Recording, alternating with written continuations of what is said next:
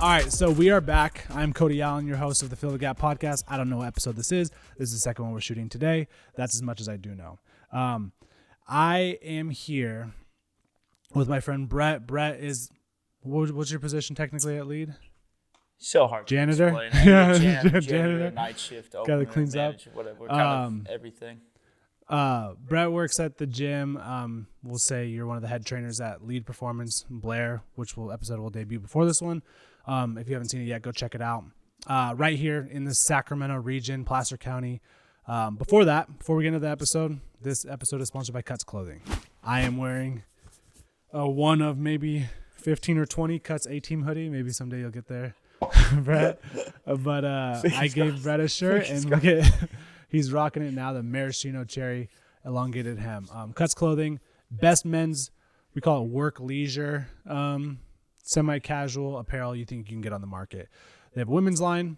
Every girl that I've given the women's stuff to absolutely loves it. So you can use code Cody Allen, get 15% off. And that is that.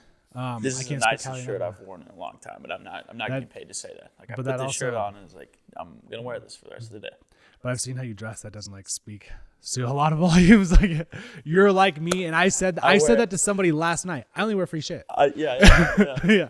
I only wear stuff that, I think that's part of being an athlete, growing up, because there's a sense of pride, right, that goes with it. I'd wear my high school football stuff. I still have my high school football shorts. I still have the hoodie we got our senior year because it was super nice material. Yeah, see, and it's also you just kind of get into that now. spin cycle. So then when I went to Sac State, it was the same shit. I just wear all the Sac State stuff, and then I got out and I was like, well, fucking, what am I supposed to do? So I just wear my old shit, and I'm sponsored by a clothing company, so I just wear their shit. But anyway, get Cuts Clothing, use the code, support the podcast. Anyway, so Fill the Gap. You are now the fourth person that I brought on the podcast. Most of the time, there we go. Let's probably get more viewership because people are tired of hearing me talk. But what we try to do at the podcast is take things that we've learned as athletes and yourself as a coach. We brought on Blair, and Blair's a coach as well. And take those and how they translate just over to your personal life in the past, present, future. I know I would not be the man that I am today had I not been an athlete. And I don't just mean football player. I just mean athlete, dealing with all the shit that comes with that. How'd you get into performance training and coaching? And that is very specific, right? You're not you don't work a 24-hour. Nothing wrong with 24-hour. You don't work at Cal. Started there. Yeah, that's because you learned how to do sales, right? Yeah. Trainers and coaches that know something about a specific sport, I always say double down on that. Go into that sport and train that sport specifically, or at least just performance, right? Because it's very rare. Get really good at one thing, because I think, just hitting right off that, a lot of coaches in our field, not even coaches, PTs, whatever it is, try to do everything. Yeah. And so they do a lot of things really average. Trying to be a jack of all trades. It's get really good at one thing and build a network of people where okay, that's not my specialty, but I know somebody who it is. Let's refer this athlete to this person that can do that really well. He's the guy, right? Yeah. He's the guy for that, or girl. And it's very similar to when I coached a kid that you ended up training, Mahalis. Yeah. Great kid, better kid that I have ever been, right? I know, Miss right? That guy. You know he's going to live here? Yeah, that's what he was said. He was going to live here, and then he's like, hey, I got to talk to you. Called me. Yeah. So I got an offer. I was like, let's go, man. I know, that's dope. I told him he was going to get offered as soon as they're like, yeah, they want me to come out. But in this space, not to speak negatively or poorly about any other trainers or coaches, you can kind of tell pretty quickly if people know their shit or don't know their shit. You probably better than me. Very quickly. And talking to Blair, it was easy to see that you guys not only knew your shit in that moment, but you gave a shit to continue to want to learn more. And Mahalis was like a little brother to me, and I was like, all right, I trust these guys. And I think that's important as parents of athletes, right? Send your kid to people that you trust, people that you understand would do the best by your child as well too, right?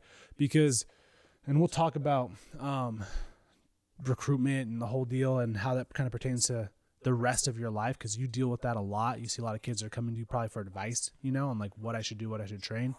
But I've always said that the single most impactful person outside of your parents is generally like a coach that you have in those formative years, like in high school. Yeah, there'll be sometimes even like father figures to certain athletes. Right. We have a huge opportunity to be impactful, especially to younger athletes, high school athletes, even college athletes, Mahalis in particular. Like we have the sets and reps are like, they're the sets and reps. Right. Like you can train, there's so many different ways to train, and like that's all cool, fine, well and good.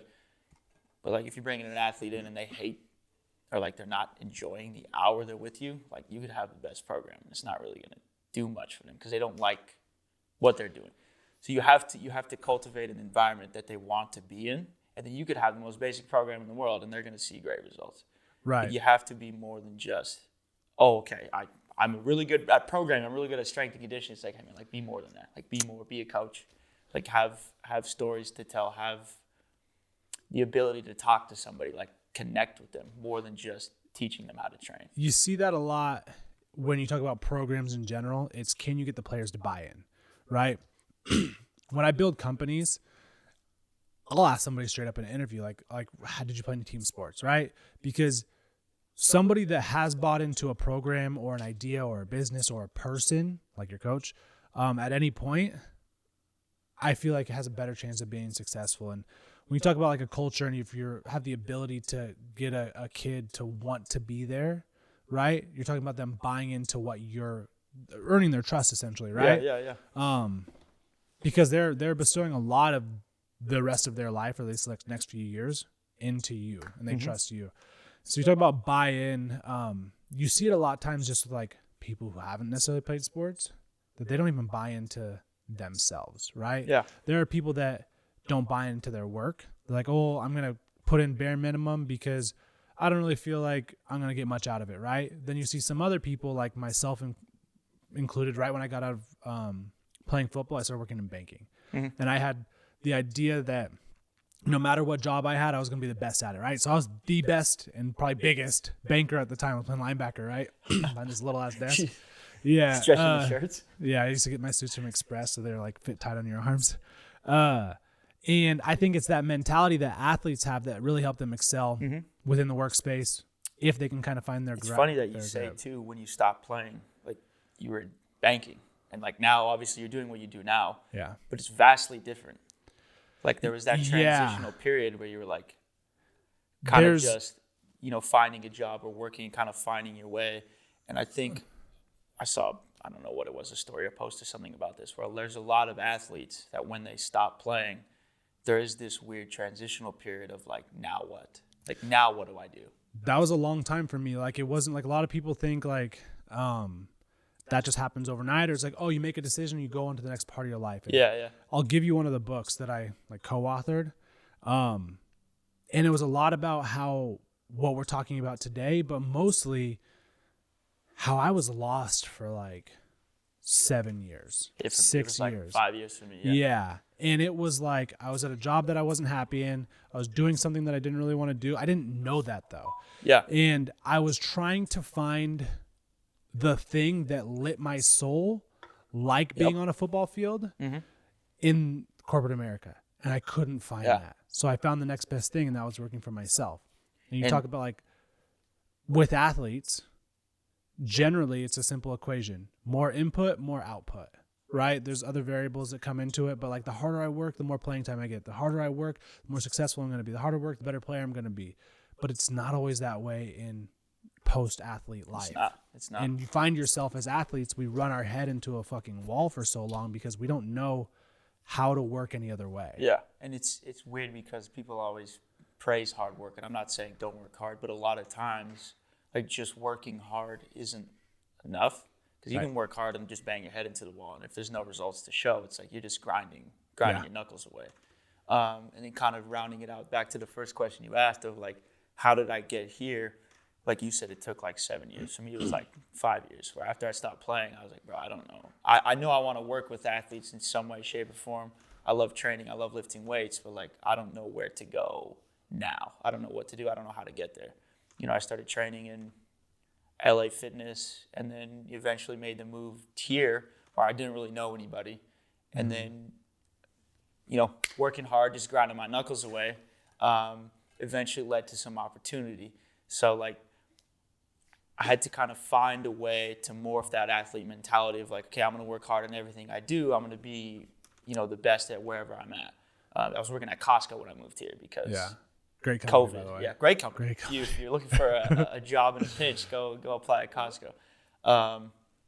Shouts out to one on was it Stanford Ranch? Stanford Ranch, Shouts that's my out, Costco. I forget her name, the manager, but she didn't like me very much. Yeah, it's 'cause- but same thing is like I knew like I was gonna work hard in whatever it is that I'm doing, but finding a way to make that hard work actually yield some kind of result and not just running my head into a wall. How do you?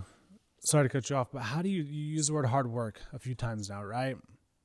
Hard work is so relative. It is. I've had issues in romantic relationships, non-romantic relationships, like friendships, where I have had to remove myself, right? Because people are like, oh, I worked so hard and it didn't work out. I'm like, what, did you really work that hard? Yeah, like I've worked way hard. Or like I've tried to do this, oh, it didn't work. I'm like, well, you kind of gave up kind of early, right? Like, I will say that a lot of athletes like know a different level of hard work. Everybody, you can choose your hard. Everybody's hard's a little bit different. How do you balance the understanding what somebody's like hard is, right? Like, cause again, so like me, for example, I prided myself on, I never missed one practice or game my entire high school and college career. Yeah. I obviously had a ton of injuries. I damn near, I didn't break my neck, but like pinched a nerve in my neck, separated my shoulder, tore my labrum, but I still never missed a practice. Not even a game, but a practice, right? In retrospect, I should have taken some time away. Yeah. Right? And so, like, I always say that the most stubborn and probably idiotic person on planet Earth is like a 21-year-old man. We will run our heads into a wall. I still got shoulder pain. Right, yeah.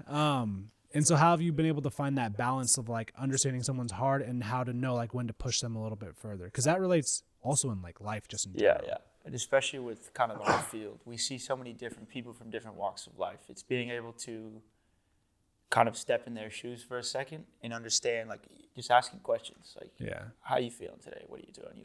What do you do for work?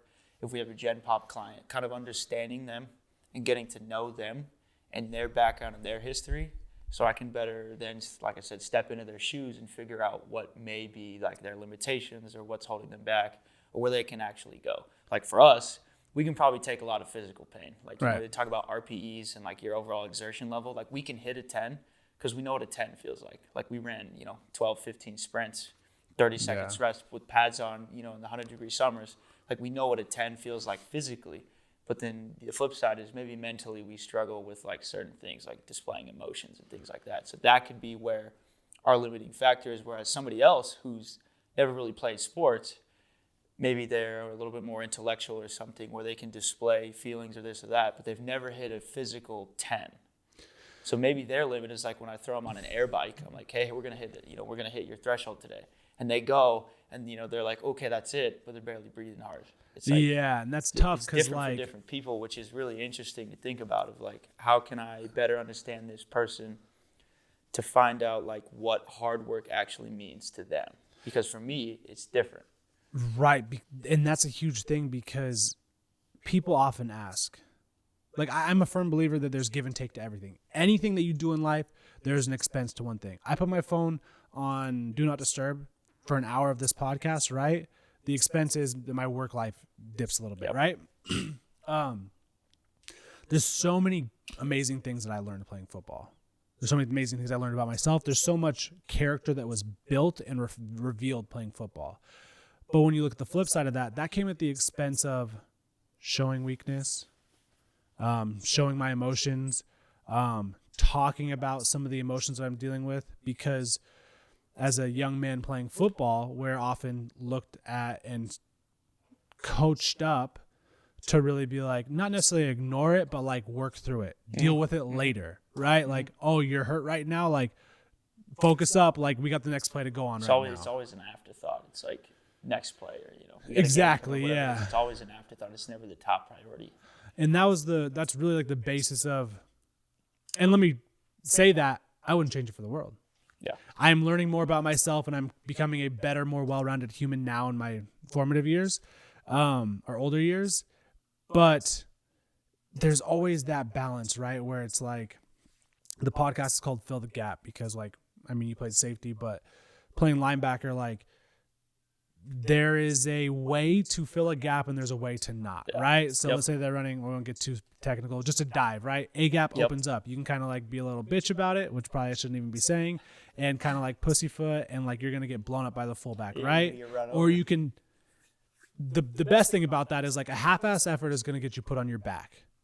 An amazing effort is going to do your job. You're going to fill the gap, TFL, whatever it might be, however that looks in your playing career, however that looks in your life, because really this is symbolic of life issues and life problems, right? One of the worst things I feel like men do, and I can speak on that being a man my entire life, is avoiding and avoidance. And that was the number one thing that I feel like is the biggest issue for people in general, but definitely for man. And what I mean by that is if you're thinking about filling a gap and you're thinking about filling a gap and the fullback's leading through and you know you got the A gap and you kind of dance around it. And yeah, technically, are you in your gap? Yeah. But the fullback just widened it by another 3 feet and you guys are getting gashed 6, 7 yards every single run. Somebody else having to come do it. But you in your head have convinced yourself, you're looking at the film, you're like, hey, coach, like I filled my gap here. But in reality, what you're really doing is you're avoiding the tough issues, you're avoiding the actual problems, and you're not filling it head on as you should be. And that's kind of like the whole concept and basis of and the. To continue that, you're actually making life everybody for else teammates harder. Worse, right? You're adding load to them because you're, like I said, you're avoiding. So you're adding load to the safety behind you or this guy because now he's got to step up to fill what you're missing. And for people that fucking hate football, which is hopefully not many, and a real life example of that is you're in a relationship, romantic relationship, you have a girlfriend, and you aren't dealing with your emotions the best way. Maybe what you do is you become closed off. You start drinking more. You could really avoid some of the things you're dealing with internally. You make your girlfriend, spouses, even your friend's life that much harder, right? Yeah. It's just like if you're not filling the gap in like a run play. And I found that going through years of therapy now, and just really taking an honest look at my life, that the best way to deal with these things is head on, right? And that is just so many things that so many people don't do it, right? And I guess another way to like relate this is a lot of people aren't even honest with themselves about some of the issues. A lot of people are like, oh, coach, I thought it was a pass, and they're pass dropping, but really they knew that it was, you know, and it's just like, I found through this game and through life that facing things head on is just works better 10 times out of 10. There's no excuses. People all got their shit, you know? I've definitely had mine. Yeah. And even going through like, you know, taking stuff head on, it's going to hurt a little bit. You know, helmet technology has come a long way, but oftentimes it still hurts when you tackle somebody. I have broken nose scar to prove it. Concussions. Yeah. The C word. But even taking that a step further is like taking things head on is going to be really uncomfortable. Kind of applying it more to life. Like when I first moved here, like I said, I didn't really know anybody. Kind of rounding out everything that we're talking about, I learned really quickly that like getting comfortable being uncomfortable was what opened opportunities for me. Yeah. And open doors. Obviously, you still have to walk through the doors. But if you're able to take things head on, like you're saying, and walk through that door and take it and be uncomfortable and knowing that it's okay, like oftentimes, even if the result isn't quite what you wanted, like it's going to be better on the other side of that doorway. And it gives you reps, right? Like we talk about like practice, we talk about game tape, you talk about all of it. It's about getting reps, right? Because I feel like the worst thing one of the worst things is like cause the most regret is if an opportunity presents itself and you're not ready. I talked about this with my therapist, just like even being ready and open for a relationship. Like, wouldn't it suck if you found your perfect ideal woman and you hadn't done the work on yourself to be ready for that? And I don't mean date a trillion people. What I mean is like identify some of the issues that you might have that might flare up in a relationship and work on them. Same thing when it comes to like taking on a massive job like you guys have done with the school program that you're working for. Imagine if you hadn't taken the last 2 years to educate yourself the best way that you can on athletic performance, and then you got this opportunity in front of you and they're like, hey, we're ready to go, and you're like ill-suited for the job, right? That would fucking suck, for lack of a better term. There's a real kind of world application. There's a guy that we work with. I don't mean to say a disrespectful way at all to him. I think it's just a lack of experience thing. He'd mentioned to us before, like he stepped in front of like other coaches when he was coaching a session one time. He just felt like super nervous and like uptight.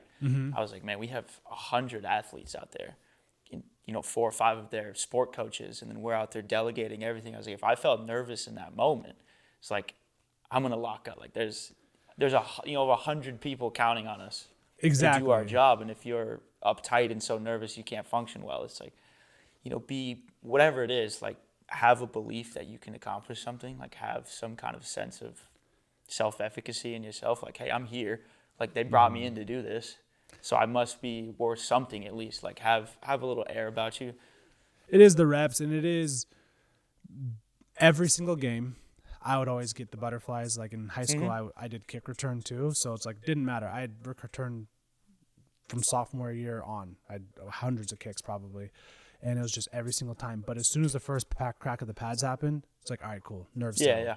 Same thing playing linebacker. Like you got this dude sitting right across from you, right? Depending on where we're at, and it's like sometimes everybody is always bigger than me, right? Because they're all O linemen, right? And sometimes there are things in life that seem a lot bigger than you, and they're just kind of soft in the pants. And if you are well prepared for that, and like, because I've been going up, basically, like if I put myself in adverse situations and people ask me like, hey, why do you work out so hard now? It's like, because that's the hardest part of my day, right? I test myself with like hard things, like going up against somebody much stronger and bigger in practice. Then when you come to game, when push comes to shove, you're ready to take on whatever might be, right? Almost. Something that we talked about before the podcast was the difficulty that people have like dating or maybe even being friends with an athlete. I know in my like past relationships,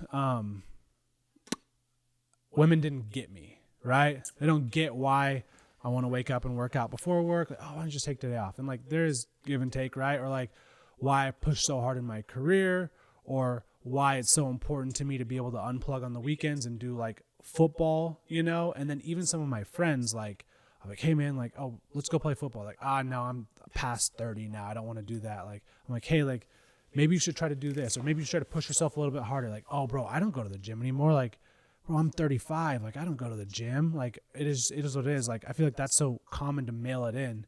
Do you feel like you struggle at all with like relationships? Yeah, since moving here, like, in that weird transitional period I was in when I was still living in Oregon, it was a little different because I did have more free time, and like what we're doing now, like what I've encountered is a huge rebuttal is like, oh, we don't like a woman will say like, I don't like how much you work. Yeah. And it's not. You're talking about like somebody that like you're thinking about dating? Yeah. And just kind of experiences that I've had since moving here and like trying to date and things like that. It's like a reoccurring thing that I've seen, and it's not out of like essence that I want to be working this much, but like, part of our job, like we're in business for ourselves, and we are technically entrepreneurs, right? And trying to build a business. It's like kind of what you were saying earlier. I know that if I work a lot now and kind of front load things, like by the time I'm 30, I'm 26. By the time I'm 30, that time is going to be given back to me. Where now I have the next, 60 years of my life to kind of devote to this or that. And we were kind of hitting it off again. The conversation off camera, we were talking to Blair about, he's been with his wife for 7 years, and she's kind of been with him through those trials and tribulations. Whereas I'm in a little bit different situation where I'm trying to meet somebody within those trials and tribulations. And I can see why that would be kind of a scary or daunting thing. Yeah, it'd be tough if they don't understand. A woman is like, oh, he doesn't have time for me. It's like, well, no. It's like I'm trying to set up the future, and that requires sacrifice now, which I think is hard for a lot of people to see. And I do think that I could be better at like delegating my time, if that makes sense, because I get so into the habit of like, oh, we got to get this done. I'm gonna be working on the weekends, and kind of diving in, because I did find kind of what lights my soul on fire in terms of career and what gave me that spark after sports. Right. And so it's sometimes for me, it's really hard to like, I've got sessions on Saturday. I could push them or something like that, and I have the ability to reschedule them, but it's like, I want to go do that because like this is what I love doing. So I could be better at delegating my time a little bit, but that is like a big rebuttal that I hear is like, it's how time. much you work is time. So with that, first things first, I have found and I believe that it is every woman's right or man's right to be like, you do work too much and it's just not what I want in my life, right? Yep. Because it's this constant war that you wage like, well, they should be more understanding. It's like, well, they could find a better match for them, right? Because I'm a huge advocate of finding your partner. I think that your partner is going to take you to places that you never thought you could go. What do they say? Go alone, go fast, go together, go far, or something like that. And conversely, I think that it's easy for you to be like, or me or whoever to be like, oh, you know what? Like this person I feel like is going to pull me away from it. And it's not away from like kind of what I want. Because I do love to be on the field and I do love to be coaching up and I do like to be working on myself and progressing my career, whatever it might be. And they might pull me away from that and I might resent them a little bit. So it kind of sounds like you personally haven't found that person that's your match yet. It is a little bit tougher. Like you want to just hire the girl that I met in college because she was with me when I was doing all my shit. But then that comes with its own set of difficulties. But now it's like you could easily find someone who has, what I'm saying is like, there's definitely people out there who are still understanding that you didn't need to lock down, when we were in school. But it's just a very interesting thing that a lot of people don't like. The word fucking workaholic is thrown out there so much, but it's like, if something's good for you and if something is feeding your soul, that shouldn't be a negative thing, right? Yeah. If your partner feels like they're in competition with that could get a little dicey, right? Because they're like, hey, you're not making time for me because I feel like you don't even like being around me. Then it's like, all right, we got to fucking look at really what's going on here. But yeah, I think that it's great that you've found something that you're willing to like devote yourself to. But it is an interesting thing, man. Like, I think that athletes are, I think I said it to you, like, we feel like the more we put in, the more we can get out of it, right? That doesn't always work that way in relationships, right? Yeah. You need to finesse it more, if you will, right? Yeah. So it's like you got to put more in the right places, because a lot of times a smaller gesture rather, that's more thoughtful will mean more to the person that you're doing that for. Like thoughtful gifts mean a lot more than buying someone a jet, even though buying someone a jet sounds super fucking convenient. But you know what I mean? Like I've dated people that I bought nice necklaces for and they could give two shits about. Yeah. And that same person, I brought her food from something that she mentioned in passing when we first started dating. And she was like she got a much more emotional response out of that, which made me feel better about myself. Right. Yeah. I think that's what it's really all about, is finding what works for you. But I will say that being an athlete, it's been tough dating, not just from like the work-life sliding scale balance thing, but also like what we talked about when you're trying to find yourself post-athletic career. Like athletes, we go from, there's different variations of this and it's on a spectrum, being kind of the center of attention, like everybody's rooting for us, cheering for us, like we're putting on a show for people, to just like a dude sitting at a fucking bank desk. Yeah. And it's like we try to fill that void with certain things, and like I know mine was I didn't feel like my life had as much value. And so I'm like, all right, well, how can I do it? And so then I get into a relationship where I'm like, okay, well, like I'm a provider, I'm this, I'm like gonna be a father, I'm all this sort of things, right? And then that relationship doesn't work out, so then I'm lost again. So then I turn to other things. So I turn to like going out and partying and going to Vegas and going to all these places so I can get like this shallow form of attention from women, people, places, things, right? And I did that for years. And then I just like kind of like the dust kind of settled and I was like, well, that didn't really fulfill me either. All right, man. I appreciate you for today.